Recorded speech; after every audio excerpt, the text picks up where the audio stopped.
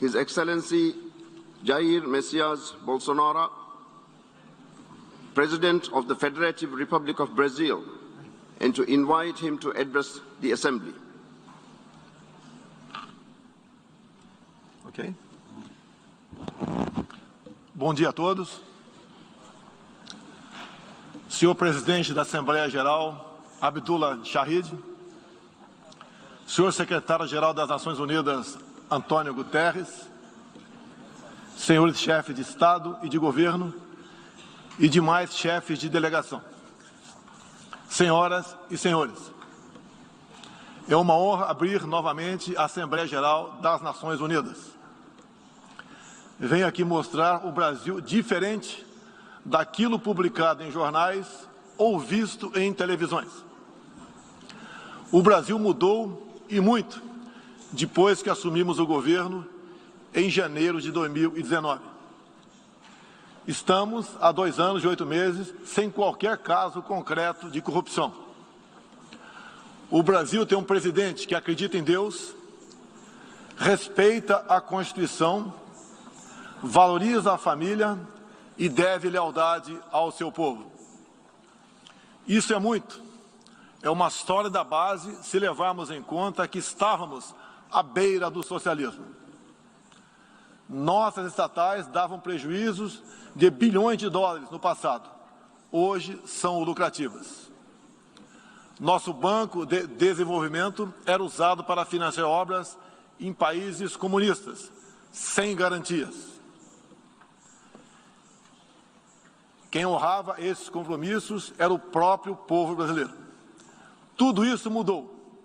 Apresento agora um novo Brasil, com sua credibilidade já recuperada diante do mundo. O Brasil possui o maior programa de parceria de investimentos com a iniciativa privada de sua história. Programa que já é uma realidade e está em franca execução. Até aqui foram contratados 100 bilhões de dólares de novos investimentos e arrecadados 23 bilhões de dólares em outorgas. Na área de infraestrutura, leiloamos para a iniciativa privada 34 aeroportos e 29 terminais portuários. Já são mais de 6 bilhões de dólares em contratos privados para novas ferrovias.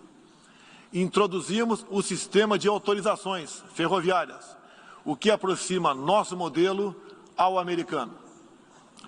Em poucos dias recebemos 14 requerimentos de autorizações para novas ferrovias, com quase 15 bilhões de dólares em investimentos privados.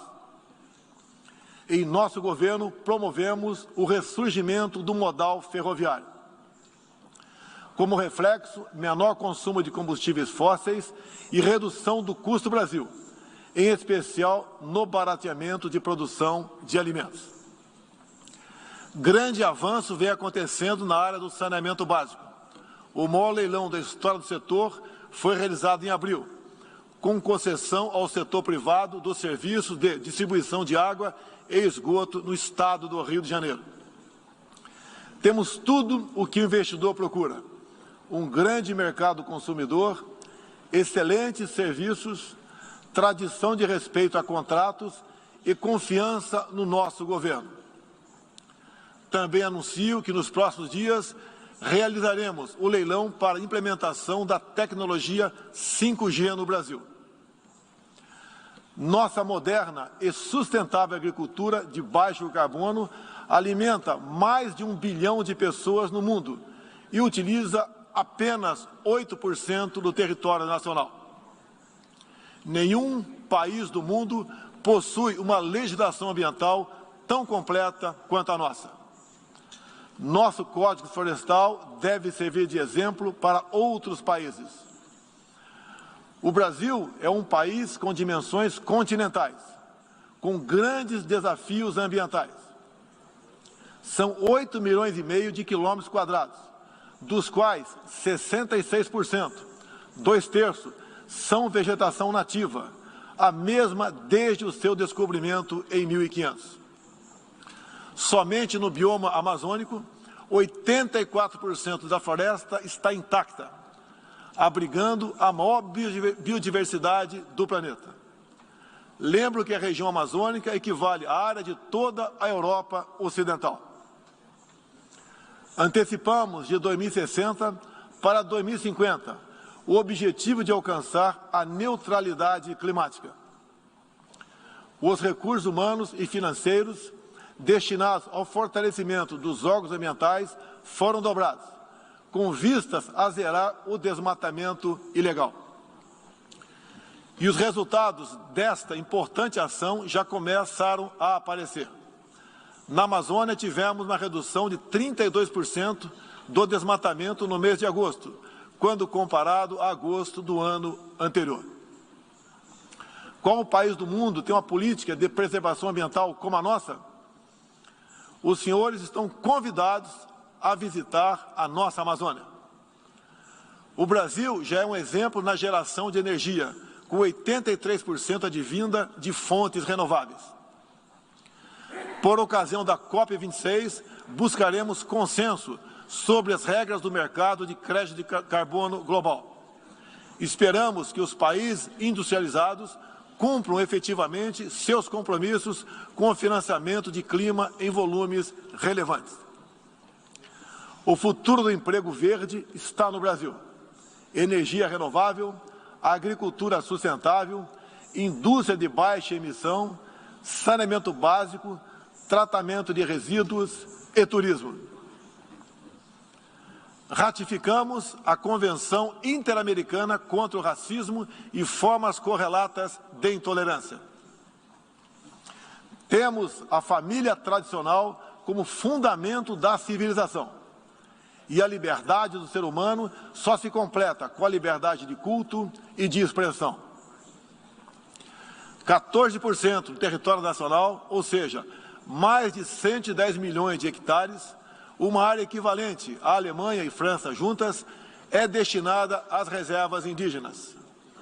Nessas regiões, 600 mil indígenas vivem em liberdade e cada vez mais desejam utilizar suas terras para a agricultura e outras atividades.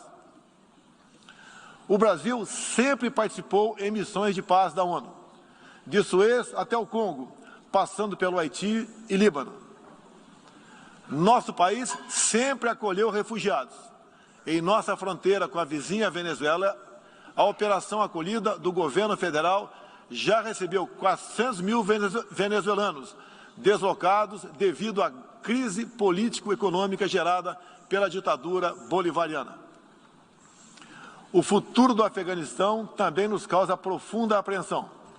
Concederemos visto humanitário para cristãos, mulheres, crianças e juízes afegãos.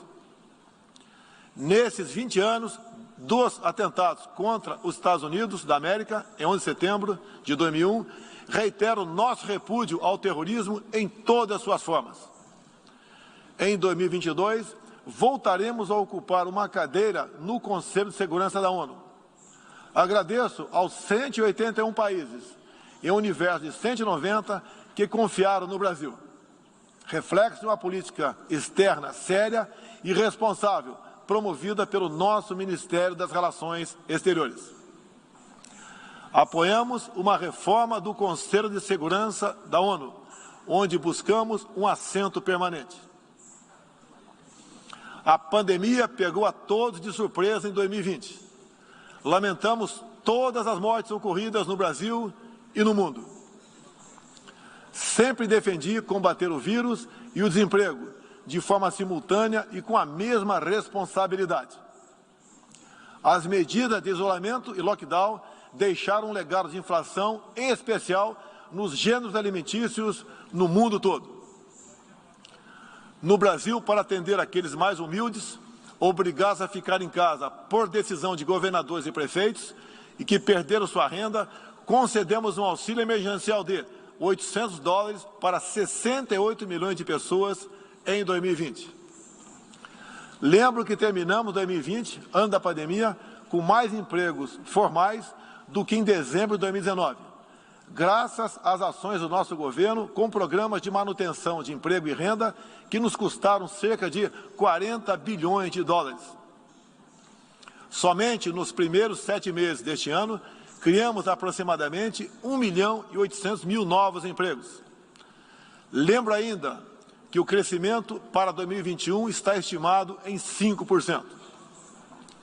Até o momento, o governo federal distribuiu mais de 260 milhões de doses de vacinas e mais de 140 milhões de brasileiros já receberam, pelo menos, a primeira dose, o que representa quase 90% adulta. 80% da população indígena também já foi totalmente vacinada. Até novembro, todos que escolheram ser vacinados no Brasil serão atendidos. Apoiamos a vacinação. Contudo, o nosso governo tem se posicionado contrário ao passaporte sanitário ou a qualquer obrigação relacionada à vacina. Desde o início da pandemia, apoiamos a autonomia do médico na busca do tratamento precoce, seguindo recomendação do nosso Conselho Federal de Medicina. Eu mesmo fui um desses que fez tratamento inicial. Respeitamos a relação médico-paciente na decisão da medicação a ser utilizada e no seu uso off-label. Não entendemos porque muitos países, juntamente com grande parte da mídia, se colocaram contra o tratamento inicial. A história e a ciência saberão responsabilizar a todos. No último 7 de setembro, data da nossa independência, milhões de brasileiros, de forma pacífica e patriótica, foram às ruas, na maior manifestação de nossa história. Mostrar que não abre mão da democracia, das liberdades individuais e de apoio ao nosso governo. Como demonstrado, o Brasil vive novos tempos. Na economia, temos um dos melhores desempenhos entre os emergentes. Meu governo recuperou a credibilidade externa e hoje se apresenta como um dos melhores destinos para investimentos. É aqui, nesta Assembleia Geral, que vislumbramos um mundo de mais liberdade, democracia, prosperidade e paz. Que Deus abençoe a todos.